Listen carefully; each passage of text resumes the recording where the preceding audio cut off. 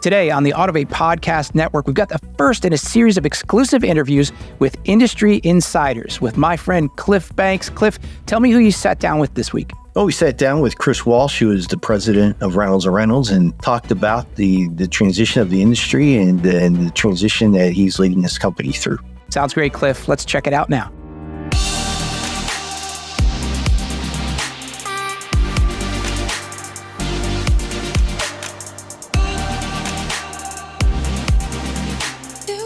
I'm Cliff Banks, the founder of Autovate, and I am here in Dayton, Ohio with the president of Reynolds and Reynolds, Chris Walsh. Chris, it's great to be down here with you guys. Well, thanks for making the trip down. We're glad you got to come down and spend some time with us. Yeah, I did the drive down 75 yesterday. I've done it many times. You used to be based in Detroit. I did. How long ago was that? That was from 2004 to 2006. I was in Detroit. And then you made your way down to Dayton. I did. Been here since 2006. So that was right around the time of the acquisition. It was. UCS acquired Reynolds, right? Yeah, it actually just gotten promoted, and then we got bought, and I was unsure of what was going to happen, but it turned out okay. And now here you are, the president of the company. It's been, what, 2 years now? About 2 years. 2 years. Yeah. So you've come in at an interesting time, both in the industry and for the company. What are some things, just in terms with the industry that you're seeing that are changing before our very eyes? And what's your perspective on what that future may look like? Well, I think, consumer expectations, I think, is, kind of at the forefront of, a lot of discussions that happen, whether it's with OEMs or retailers or, technology providers. I think, how can we, build and provide technology to retailers and to OEMs that enable them to provide the best consumer experience out there that lead to, higher or lower brand defection and, higher service revenues, those kinds of things. So I think that's a big part of it. I think the EV landscape is going to be the one that's probably going to change things the most over the next, 10 years. But, that seems to be evolving fairly slow. Right. You've got pretty decent EV production, but relatively low EV demand. Right. So I don't know what that's going to look like. What does the EV landscape look like for a retailer in terms of, things like infrastructure for them, like, lifts and, the fact that EVs require less service revenue, certainly in the first 12 months. So how are you going to handle that? But I think we're still a ways away from having, widespread EV adoption. But it is something that we're going to have to deal with. So as president of one of the key technology firms in the automotive retail space, as you look out over that future, and it really is uncertain. I mean, I've written about that numerous times, the uncertainty that we're seeing over the next few years. What's your decision-making process in terms of where you think Reynolds needs to go, both from a product and service solution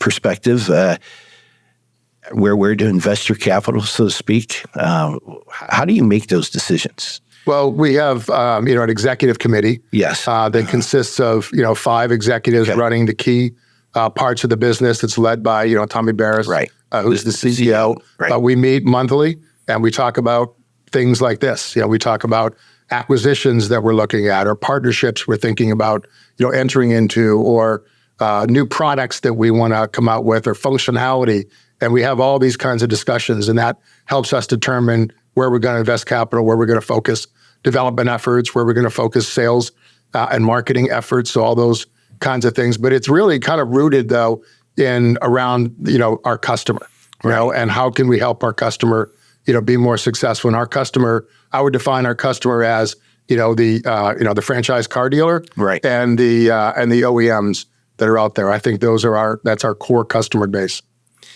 You've made several acquisitions over recent years, including some this year that were. So I think the American Guardian warranty service one raised a few eyebrows. Yeah. But let's talk about some of those acquisitions and how they've impacted or helping Reynolds service and and or serve your customers? Sure. Well, AGWS, Right. American Guardian Warranty Right. Services, was an interesting one for us. It was a large acquisition. Yeah. It's an extremely well-run a company in the insurance space, and it's really powered by hundreds of agencies. So they have this agent network that is the ones that go out and sell their products and services to their customers. So we recently had the opportunity to attend the AGWS Agency Summit that they hold every year, where they bring all their agents in, or as many that want to come in, and they have short 1-hour seminars about lots of different topics in order to educate them. They use it as an opportunity to hear their feedback on their products and services and what dealers like about them, and even what products that they don't sell that dealers are now there's demand for. So that was interesting. The thing that I took away from it, though, in listening to the agents talk and the way they interacted with the AGWS leadership, is that they have a real passion for their customers, and they have a passion for serving them, and they have a passion for being a resource for them that can help them be more successful in the F&I space. And when I heard those and they have a passion for having great products. So those things came across to me, and when I heard that really resonated to me, because I feel like that's in complete alignment with the way we look at the business. Right. We believe in great products. We believe in providing great service to our customers. You guys had to go to school a little bit, though, on that acquisition, because it's an area that you haven't typically or historically played in. Yeah. So our finance and accounting people really played a large role. Certainly our M&A organization, which is led by Robert Burnett. Robert. Right. They played a huge role in it, but the accounting and finance organization played a huge role in this, and they're continuing to play a huge role in this as we look at things like reinsurance and how does the insurance business work from an economic perspective, and how can we leverage what we do insurance-wise to take advantage of having a different type of insurance product. So they've been really instrumental in making the acquisition go, and then they'll continue to be instrumental going forward. And you invested in Shiva. Correct. Let's talk about that a little bit, because that was another intriguing play. Yeah, so we just think, when we talked about EVs a minute ago, and there's different EV providers or companies that are popping up, daily. Right. Whether it's, battery companies or battery charging companies or storage or disposal companies that have something to do with the EV space. And, we just think although it's relatively undeveloped, landscape at this point, there's a lot to figure out there. We think there's opportunities to be a part of helping that evolve. And, because we know it's not going away. EVs are here to stay, and there's going to be a proliferation of EV vehicles that are out there to some degree. And, outside of just selling the car, we think there's other opportunities we have to help that landscape grow and be successful, which I think ultimately helps our customers be successful. Right.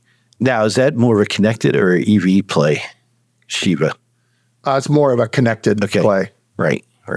What's your perspective on the whole connected vehicle, and some are calling it the software-defined vehicle arena as we move forward? And what role do you think a Reynolds and Reynolds plays?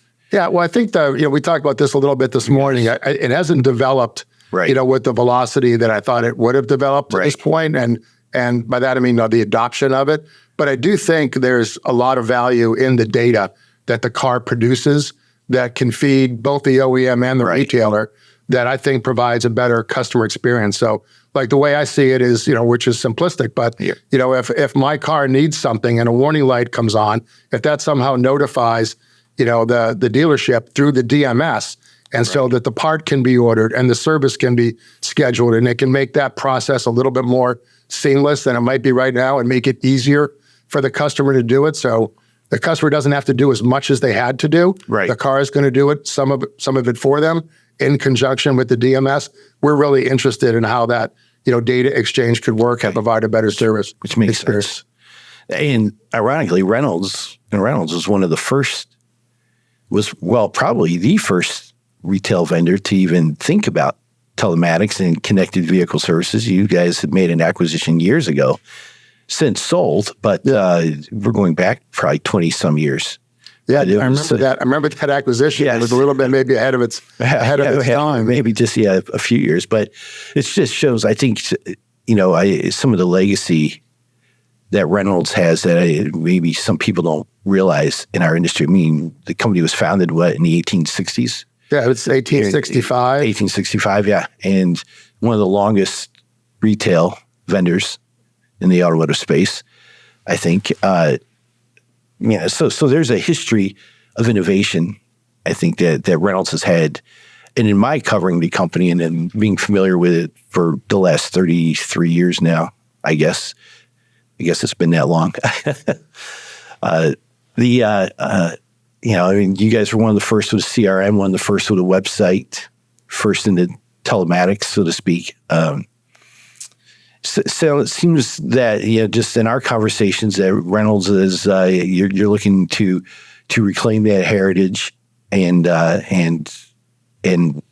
lot of what you've been talking about, I think, harkens back to that spirit of innovation. What are some things as you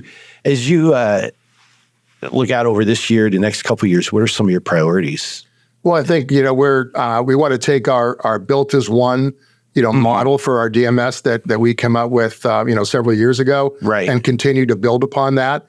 And by that, I'm really talking about the architecture of our system. Okay. And how do we provide more data from alternate, outside the core. We've got the transactional data, sure, but there's all this other data that's out there, what I might call communication type data, whether it's chat or phone information or just other information that's out there. How can we kind of aggregate that under a single unique identifier that gives a retailer, better information about the consumer or the prospective consumer that leads to the interaction and the transaction that you really want? I think it also provides you the opportunity to externally market to your customers digitally or otherwise, better, because you have more information. So you can provide more relevant messaging, to customers that are kind of meets them, where they are with the vehicle that they're in, the vehicle that they're likely to buy next. I think that's a real important part of what we do. The workflow piece of it is a really important piece to us. We think there's an opportunity to really help dealers even further streamline what they're doing right now, whether it's in, the accounting office with, vehicle intake, accounts payable, accounts receivable, right, into e-contracting, into the service workflow, the actual digital retailing workflow that's out there. And the reality is we know sometimes it's digital, sometimes it's brick and mortar, but it's always kind of both right now. Right. So how do you make sure that is a seamless experience for the customer? So when they do something digitally and they walk in, it can't be the first time you've seen the customer. You know a lot of information about them, right, leveraging the data that I talked about before. And then the last is the collaboration piece, which is collaborating with folks like yourself and other industry influencers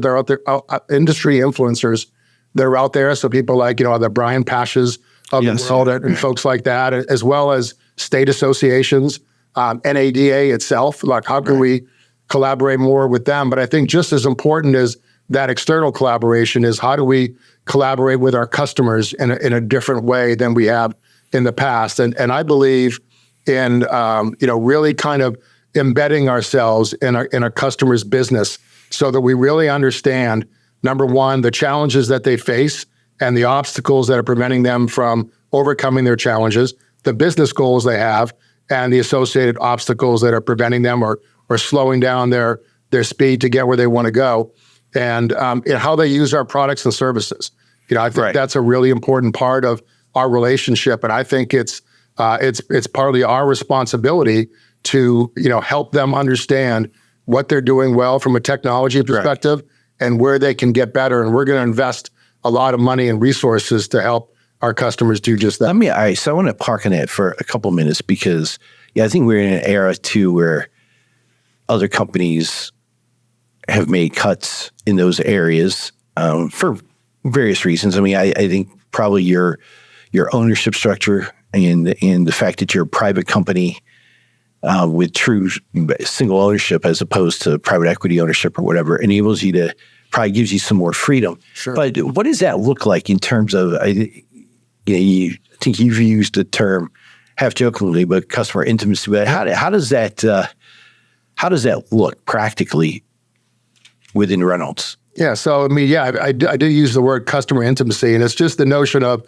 how can we get closer to our customers than we are today? I mean, we certainly have a sales organization that's part of Reynolds that's, charged with selling products and services, but we also have changed our sales model a little bit in that we really want our sales organization to be a little bit more on the account management side. And what we're going to do is we're going to invest in resources on the field support side that are going to augment that. So I think what those additional resources are going to do is to drive things like account reviews, which we've really tried to institutionalize over the last year and a half.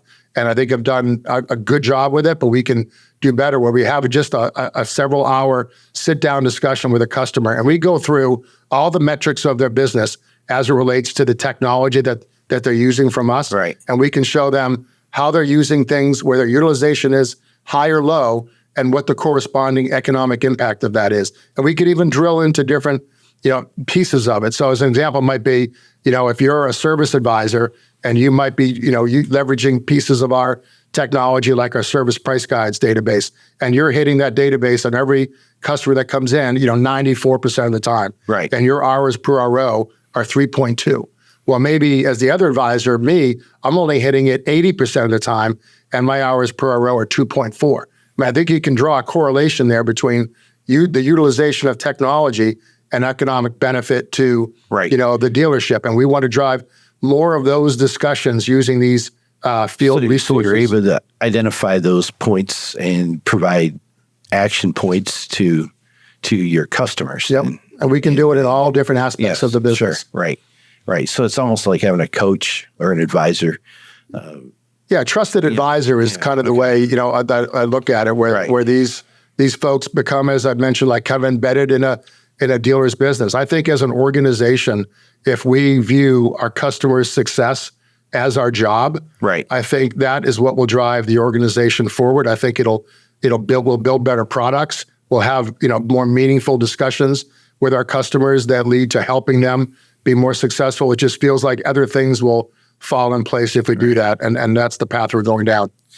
So we've talked about the industry, and we've touched a little bit on some of the transformation with Reynolds, but you guys are really going through a transformation. Obviously, we know some of the previous history of Reynolds for about 16 or so years, and then you've come on board. Let me ask you this question: what do you see, or what's been your biggest challenge so far? I think it's kind of like the notion of cognitive entrenchment. I read an article about one time, which is, people become, entrenched in just a certain way of thinking, and they don't know that there's a different way of doing it. So, I think culturally, the challenge has been a little bit of, people not knowing that, we would be willing to do something different than we've done in the past. Right. So, the way I always, tell the sales team is, there really should be no automatic no's. Okay. There should be a discussion that happens, because there's almost always a way to figure out a solution. Right. So, but it just requires, two parties sitting down and figuring out, what the best solution is. But I think getting people to think that, hey, Reynolds would be willing to do something different than we had in the past has been a challenge. But do I think we're over it? I think we're mostly over it. I don't know that we're completely over it. But it also, this is not just a sales or marketing aspect to it, right? Everybody who touches a customer, I think, every time you interact with a customer, it's that moment of truth, right? And you've got customers going to walk away feeling good or feeling okay or feeling bad, right? So you've got the opportunity to do it. So, people that are in our technical assistance center, our product organizations, even people that are in accounting and finance that interact with customers less frequently, but they've got an opportunity, to leave, an imprint on that customer with how we are different. So it's an organizational, systemic kind of movement. Right. What's a typical day for you like? Or is there a typical day? I don't know if there's really a typical day. I do spend a lot of time talking to customers, whether it's on the phone or Zoom or email. Right. So I get a lot of that. Every time a customer comes into our renovation center here, I make a point of going down and telling them the story about where we're going. And I always make a point of telling them that, everything that I say in this room, while important, is insignificant if we don't act differently after you leave this room. Right. And so I encourage them to, if you don't feel like we're behaving consistent with what I'm telling you, I would really like to hear about it. Well, the great thing about car dealers is they're pretty good about telling you what they think about things. So I get emails from people all the time about, got one this morning about from a customer who feels like there's a way to do an installation of our products better than the way we're doing it. And so I'm going to sit down and with the folks that run our installation organization and pass this information on to them and see if they can, come up with something that's maybe a little bit different. So I do spend a lot of time on that. I spend a lot of time talking about products and specifically, new things that we might go do or new things we're interested in. Right. We're really interested in, the phone space right now and what we can do there, whether it's AI or integration with different phone companies. Right. So that's a interesting space for us. And just how can we make our technology, better based on what our customers are telling us.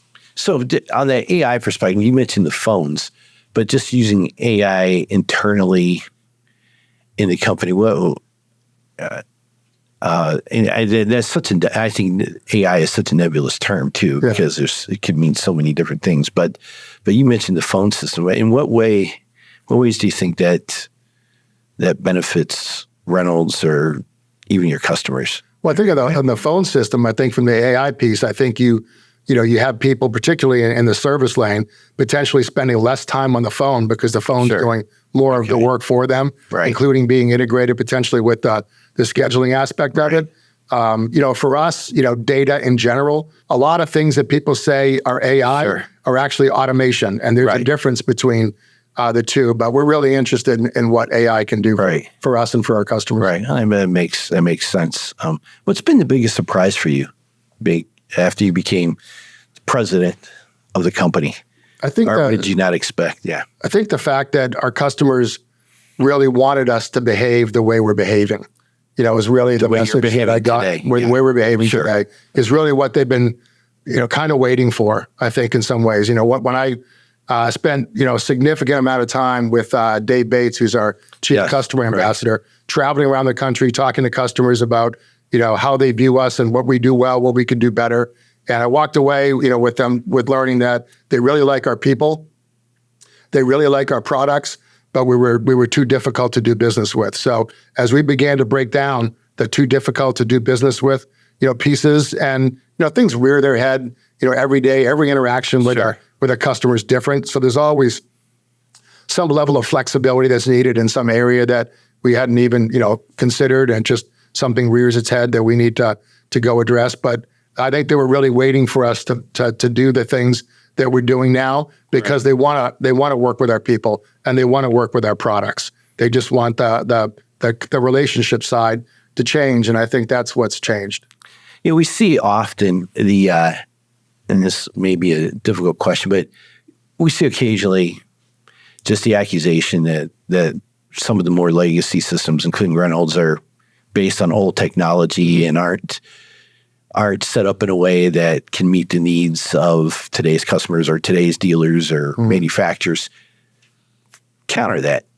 Well, I mean, I think that I don't know what, the technology to me is powering a consumer experience and economic benefit for a dealer, and efficiency and effectiveness improvements in kind of their workflow.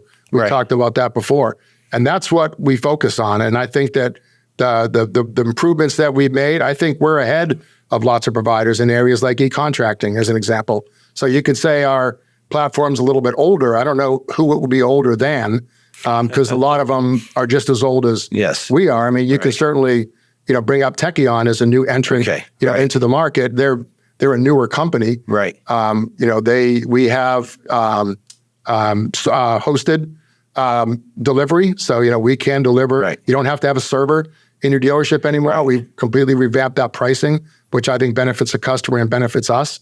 But I think the end results is what we focus on. And our technology, we feel, is the most stable in the business. It has been for many, many years. And we continue to look for ways to make it better and improve it and make it more modern.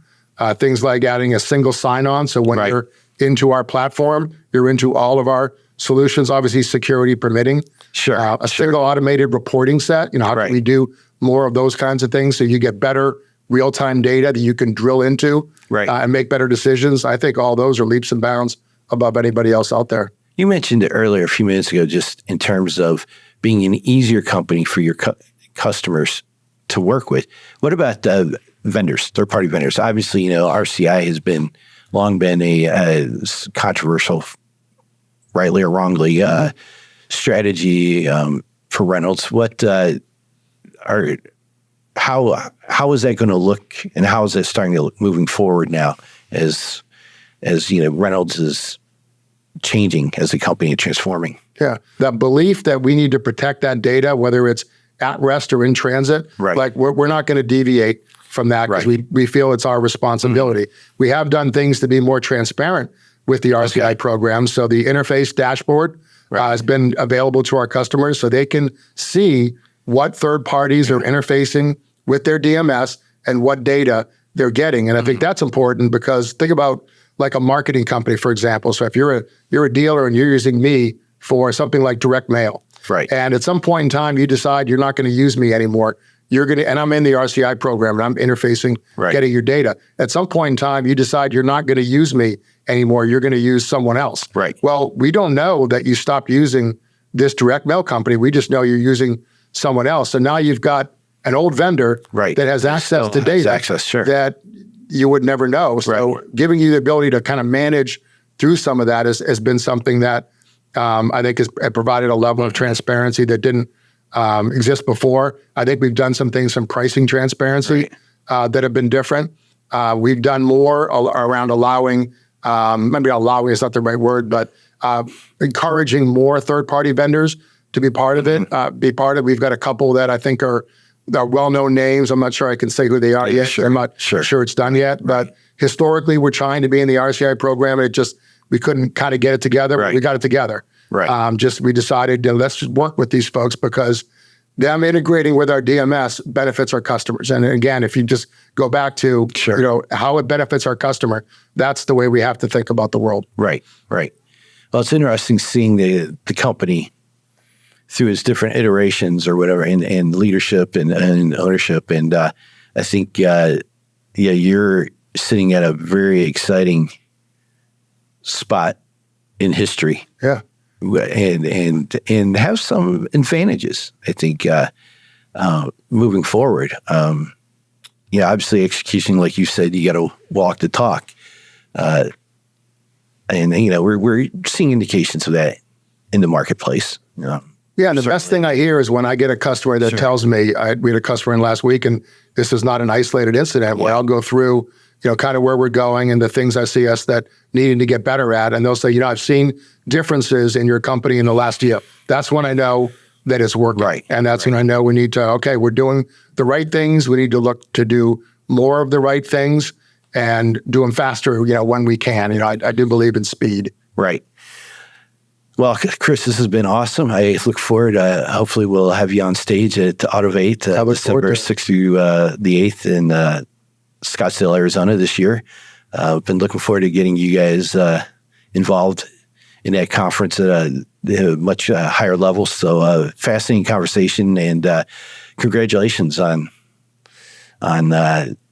getting this to where it is even today. So, well, I will tell you, I have a lot of help in doing it. So I tend to be the one that's in these kind of situations, but there's literally thousands of people behind me, which are the ones that do, the work. And we got a great executive leadership team. So we all love the car business. We all want it to be successful. And we appreciate everything you do to make this business better. Well, thank you so much, Chris. All right. Take care, Cliff. You too.